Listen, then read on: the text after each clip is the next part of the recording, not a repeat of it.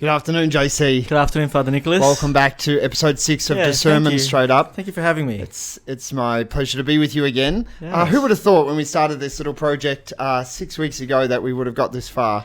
Exactly. We had so many complications. We did. And we've decided to go out of the live realm and just into the pre-record. Which hopefully is taking out most of the challenges. Well, in our last episode, I forgot to put my phone on airplane mode, so the video got interrupted at one point, but hopefully we can get through this 30 minutes without any problems, because it's an important topic. So we're looking at discernment, but in particular this week we're looking at the key element of, I suppose, the discernment, especially of discernment to the priesthood, and that is of the Eucharist and of the importance of it. So we're going through Father Brett Brennan's book, To Save 1,000 Souls, but in particular using the Melchizedek Project reading project. Yeah, the guided questions for it.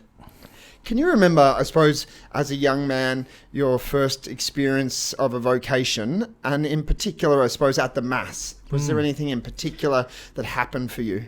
Yes, actually, during the elevation, it was a very profound moment for me, and it began when I started to learn about the faith and becoming involved in the community. And I took particular notice to the bells, and every time the elevation happens during consecration, the bells would ring. And now being a seminarian, I know that they're chime bells, and it was always a very solemn moment and profound moment. And I remember a priest telling me that during the elevation, Jesus is lifted up on the cross and dies for us as the real thing, like the events that happen on Calvary happens at every Mass. And I would always imagine, I'm a very imaginative person, and I always imagine when I was a kid that every elevation I see the cross coming up and Jesus dying on the cross. And it was just that scene of the crucifixion and Jesus dying really spoke to me, and it was inviting me to, possibly just mimic that sort of sacrifice on the cross. It's amazing, and we've had this conversation as we've been going along, how for each one of us it's a slightly different story, and that no two sort of vocation stories are ever the same. But that I suppose coming to my faith was something that happened for me a bit later on in my life, so it wasn't so much as a young man. I do remember as a young boy serving in my parish, and being involved in altar serving was a really important thing because it got me up close to the action. And I remember reading, and it's really quite interesting because in the last couple of weeks now Bishop Elliot has re-released this book, but when I was a young server it was called Minister at the Altar, and it was this little red book, and it was a guidebook for altar servers about what to do during the Mass. And he's just re-released it, I think through Ignatius Press, and it's called Ceremonies for Servers or something like that. The third volume of his series. Yeah, okay. But back in the day, it was actually, he wrote it in particular for altar servers, and it was, I remember sort of getting a copy of it once and absolutely just devouring it. And I think that was probably my first real experience of a desire for the Mass, was a desire to know more as a server about what we did and why we did it and why it was important. Wow. And I remember being at altar servers training days and camps, and really sort of delving into the depths as to what is happening, because I had a sense, even though I probably couldn't explain it or couldn't understand it, as to something different was happening here. This wasn't just like everything else we do in our week. There is something different about what's happening at the Mass. So I think that was really the first sort of inclination for me about the Mass being something special. But I do then remember in my late teens coming back from World Youth Day and being at a Mass, and I remember it quite vividly in my parish church here in Melbourne, and actually at the elevation and then at the moment of communion, having this sort of internal dialogue with myself about the fact that if there's something different here, then I'm going to have to change my life. Yeah, wow. And it's like, it's either all a joke and it's all made believe. And if that was the case, I was going to go because there was no point in it. Or this is what the church proclaims it to be. And if that's the case, then that was going to demand a response from me. Yeah, wow. And Father Brannan speaks about it, and he refers young men to the famous sort of 6th chapter of John's Gospel and the Eucharistic dialogue. And he says it's really worth reading. So we might read through just a section of it, because I think it really does actually speak to us as Catholics about this centrality of the Eucharist. So we're looking at the 6th chapter of John's Gospel, the 52nd verse. The Jews then disputed amongst themselves, saying, "How can this man give us his flesh to eat?" So Jesus said to them, "Truly, truly, I say to you, unless you eat of the flesh of the Son of Man and drink his blood, you have no life in you. He who eats my flesh and drinks my blood has eternal life, and I will raise him up at the last day. For my flesh is food indeed, and my blood is drink indeed. He who eats my flesh and drinks my blood abides in me, and I in him. As the living Father sent me, I live because of the Father, so he who eats me will live because of me. This is the bread which comes down from heaven. Not such as the fathers ate and died.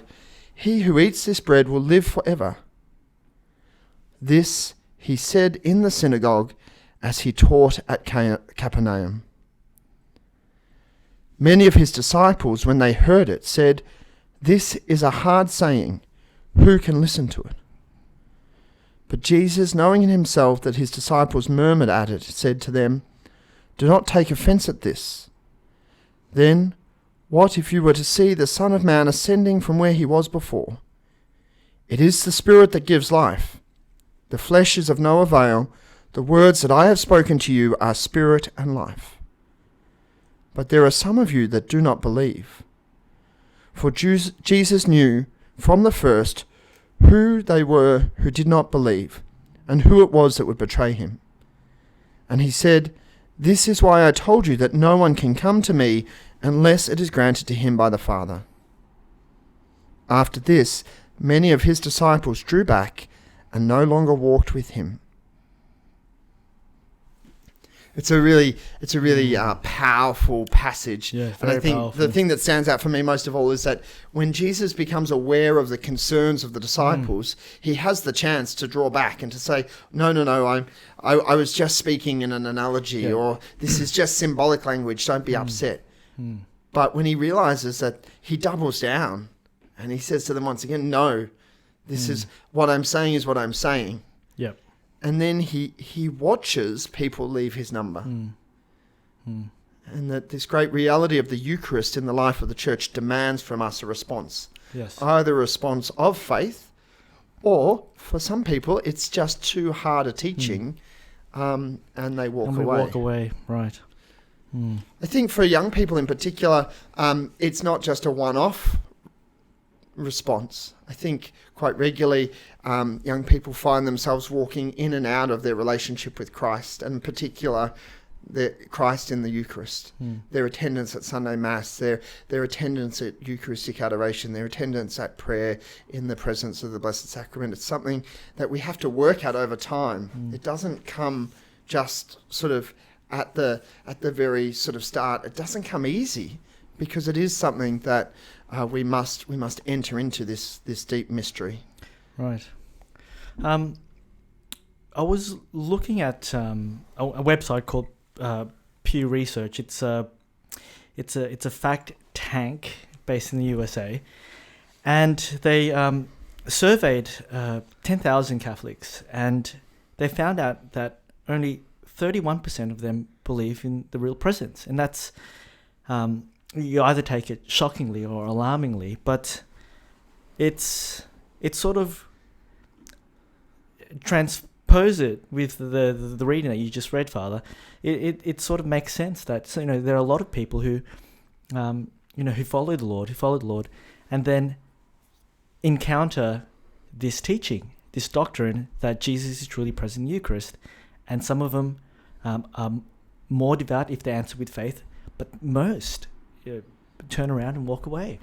And I think we have to be honest in our discussions about this. There has been a period of time in the life of the church where our teaching on the Eucharist hasn't possibly been as clear as we would have always taught. And that has, for generations, caused a level of confusion or doubt in the minds of believers.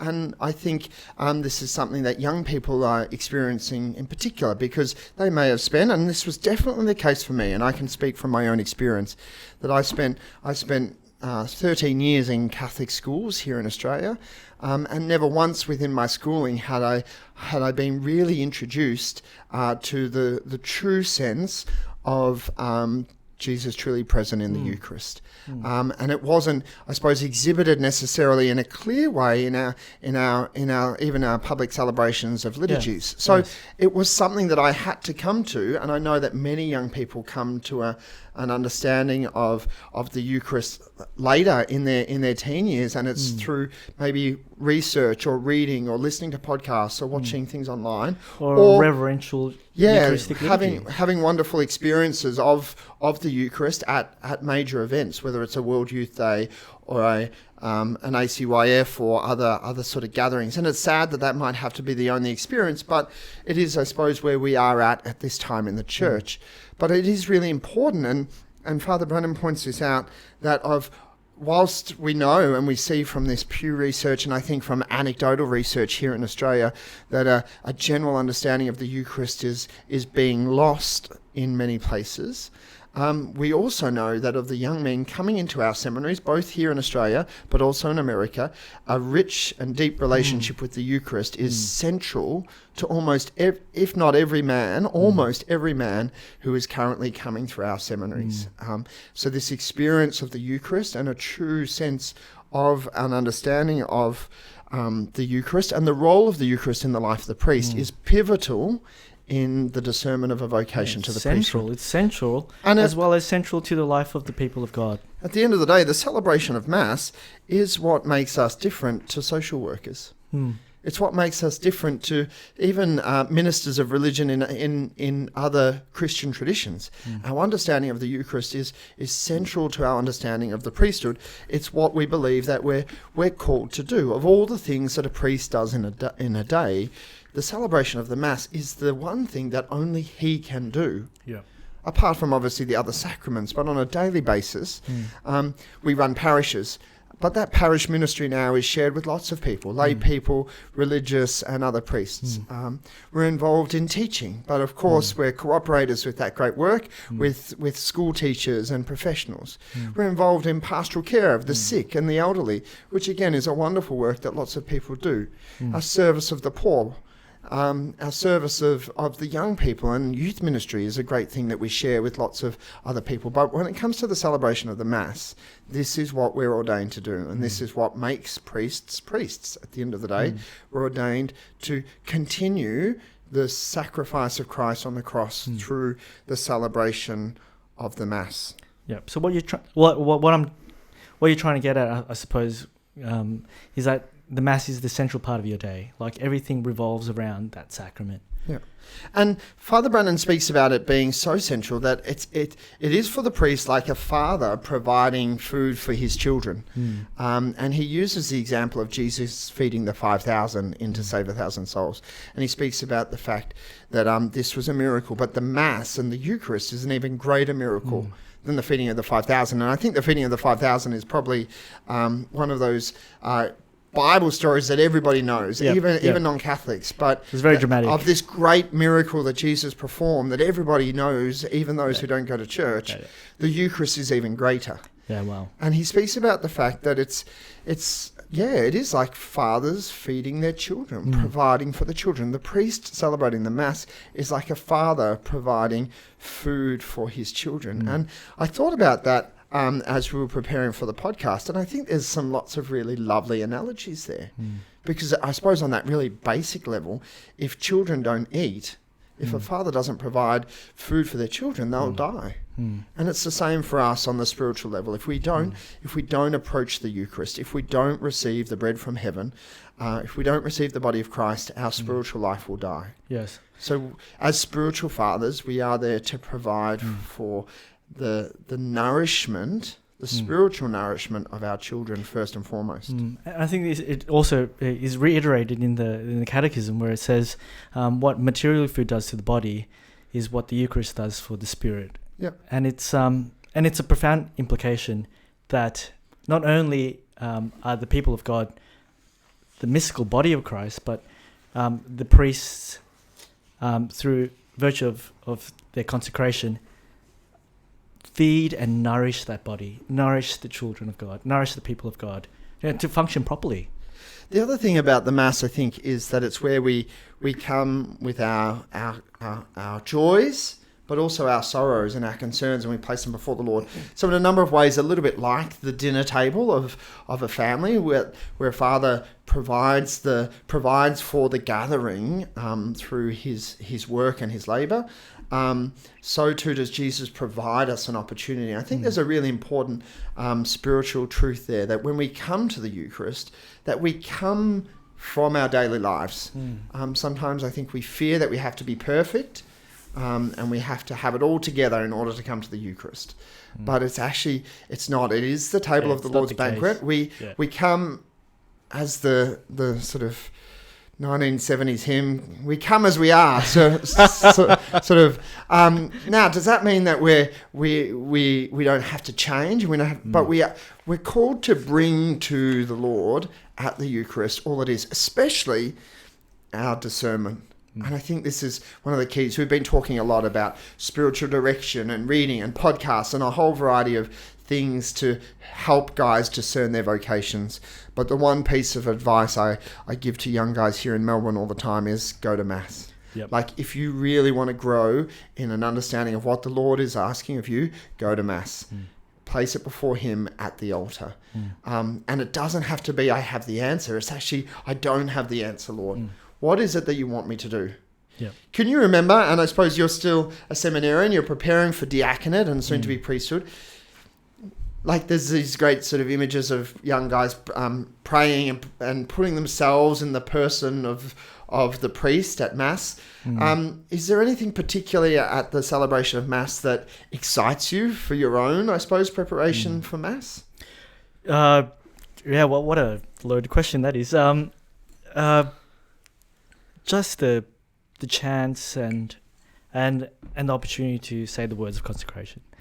I've heard it so many times. Heard it every day for the last so many years, and those words are so beautiful. And every time I come across it, if I want to practice or read it out loud, I refuse to read it, because it's words that I really believe that only priests could say, and if I come up to ordination and God willing, it happens, those words will mean a lot to me, and I wouldn't know how to react. It's such a beautiful gesture of love that the Lord gave during the Last Supper. And I've been saying Mass for 10 years, and it never gets tired, and that little chill, that little trepidation is there each and every time when you approach those words of consecration in particular. And there's a lovely tradition, and I don't know whether Mother Teresa herself, St. Teresa of Calcutta, came up with the quote, or whether she adopted it from somewhere else, but hanging in the sacristy of every missionary of charity convent around the world is a simple quote: "Priest of Christ, say this Mass as if it's your first Mass, your last Mass, your only Mass." Yeah. And there's something really quite beautiful, because beautiful. we do, especially as young seminarians, you envisage your first Mass as being this most beautiful thing, where she says, well, no, every Mass should be as beautiful as your first Mass. Every Mass should be as reverent as your first Mass. As if it's your last Mass, if this was the last thing you were ever going to do on earth, or your only Mass. And I think this is, again, a reminder of those great priests who been imprisoned, if you know what I mean, and haven't been able to celebrate Mass, or have celebrated Mass from memory, if you know what I mean. We think in particular of Cardinal Van Tuan here in Australia, in Vietnam, but very particularly close to the Vietnamese community here in Australia. But those other great priest martyrs sort of throughout history, So there is something really central to the life of the priest, even if it is the only thing that he does in a day. Is the Mass. Is the celebration of the Mass. And of course, a great extension of the celebration of the Mass is Eucharistic adoration.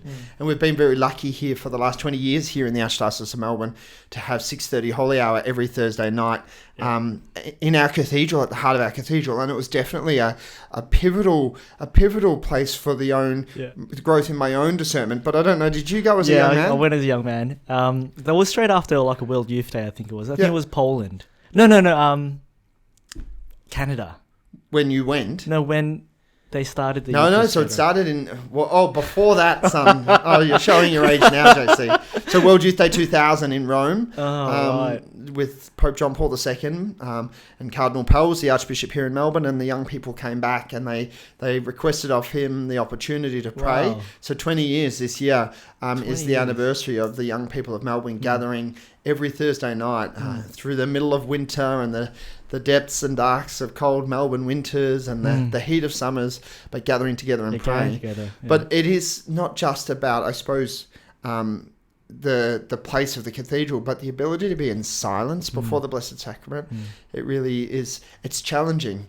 But it is really where, when we place ourselves open and open our hearts before Jesus truly present in the Eucharist, that he has the power to speak to us. Just getting there to adoration was also a difficult task, but it was worth it. It was worth, going through public transport, going through the crowds, just to sit in silence before the Lord and tell him how your day was, what your desires are in life. And talking to many of the Melbourne seminarians, they pass through that way of going to adoration, meeting the Lord, and then finding the answers that they're seeking. Not in any other voice, but the Lord's voice himself. And it's difficult because the Lord doesn't. The Lord wants you there, but the devil doesn't, and he will put in every obstacle possible. I think that the devil here in the Archdiocese of Melbourne plays has a field day at about 5:30 p.m. every Thursday afternoon, because there's many young people, men and women, priests, religious who are intending to go to the cathedral for Holy Hour, intending to go and receive from that wealth of grace of the Lord. And the devil uses that as his time to try and tempt and persuade and distract and lose my key cards and every tool possible to keep people away. And then, of course, by the time you get there, distraction only abounds even further. We had here in Melbourne a few years back the great pleasure of the spiritual writer Father Jacques Philippe lead a retreat, and he said to the young people of Melbourne on this retreat, remember, every time you sit down to pray, somebody sits next to you. Wow. And it's not the Lord. Oh, that's scary. Who? It's the evil one. Wow. So every time you sit down before the Lord, truly present in the Blessed Sacrament, the devil is going to tempt you to get out of there. He's going to tempt you with distraction. He's going to tempt you with tiredness and boredom. He's going to tempt you with that cute girl sitting 3 pews in front of you, who's going to catch your eye. He's going to use every means possible to get you out of there. And the great St. Ignatius Loyola said that if you're tempted to leave your prayer 10 minutes early, you should stay 10 minutes longer. It's the best time to pray. That temptation, he'll just even try and get you out of there a little bit early. So placing yourself before the Eucharist, I think, is the best piece of advice. If you're actively discerning a vocation, place yourself before the Lord. He will only make it grow stronger if it is a vocation, and he'll only make it clearer to you if you're not being called, if you don't have a vocation, if you make the effort of placing yourself before him. In the year before I went to the seminary, I was lucky enough to live close enough to a church that had 7 a.m. Mass every morning. And with my housemates, we would generally go almost every day, which was a tough ask. And I didn't make it every day. And some days I was there and I think I was barely there because I'd sort of been dragged, so, sort of semi-conscious to sort of sit in a pew. But I don't think there's any coincidence that was the year that my vocation was solidified and flourished. And it was because I was at Mass every day. So I think, again, if we're looking for reasons or tips for people, daily Mass and regular Eucharistic adoration are going to be key if you really want to follow your vocation. Now, all your years in the seminary, what was it like celebrating your first Mass? Oh. Do you know what? My first Mass wasn't the hard one. My second Mass was the harder one. So, all right. Tell us about both of them. Well, the first Mass was beautiful. It was a wonderful occasion, and I got to celebrate it at St. Dominic's Church in East Camberwell, which was a very important church in the life of my family, in particular my grandparents. So a beautiful church in the diocese, but also, one that meant a lot to my family. And I was surrounded by, and I think this is one of the most striking things about your first Mass, is you're surrounded by your brother priests, in particular, those men who have inspired you to the priesthood. And when you realize that you're not serving, or you're not holding a book for one of them, or you're not swinging the thurible, but you're the one to celebrate the Mass. And so, it was a very remarkable day, and I imagine a little bit like a wedding day for a bride and groom. Not one I remember in fine detail much, but I just remember being absolutely petrified. But also absolutely surrounded by the love and support of my brother priest, but also my family and all my friends and all those people who had accompanied me on the journey so far. And I think you see the joy in their faces, and that's just a remarkable thing. And I think that was something I remember from the ordination as well, was as you're walking down the centre aisle of the cathedral or St. Dominic's Church the next day, and you see some people there, and you sort of go, what are they doing in church? And then you realise that the only reason that they would be there is because they've come to support you. And you're there going, wow. And you would know this as a seminarian, you go to many ordinations and you go to many big ceremonies. But when you realise that the people are actually there to rejoice with you and to celebrate the gift of the priesthood that you have received, that's when it starts to get a bit real. Yes. The next day, though, and there's a lovely custom, I think, well, definitely here in Melbourne, but in many places where newly ordained priests visit. Go around the religious orders. Religious congregations, in particular those religious congregations of women who dedicate themselves to praying for priests and are enclosed or unable to attend the ordination. So my second Mass was celebrated the next morning at the Carmelite Monastery in Kew. And I think I was more scared that day because not only was I not surrounded by 35 concelebrants, there was another priest there who was there to help, but otherwise it was just me and this group of 20 professional Mass goers, if you know what I mean? These beautiful sisters go to Mass for a living, if you know what I mean, and they're sitting, and in the Carmelite Monastery here, they're sitting They've been praying for you for years. But they're very close, and there's no master of ceremonies, and there's not an army of altar servers, and so that was probably a little bit more, when you've got to turn your own pages and things like that, that was probably a little bit more nerve-wracking. But also equally beautiful, and for me, a significant church, because the St. Therese was a powerful intercessor in the life of my vocation. Nice. So first Mass was beautiful. But as we said, try to make all Masses equally as beautiful. But that's what we try. We're out of time, JC. It's a big topic, but it's an important one. Very deep. Such richness there. Thank you for joining us. When we come back next week for episode 7, we're going to be looking at Mark's Gospel and the passage of the rich young man, and the fact that following the Lord calls for a radical conversion. Wow. And that's going to be calls for a big one. A big response. So that's back next week. But thanks for listening. And thank you, Father. Thank you. God bless.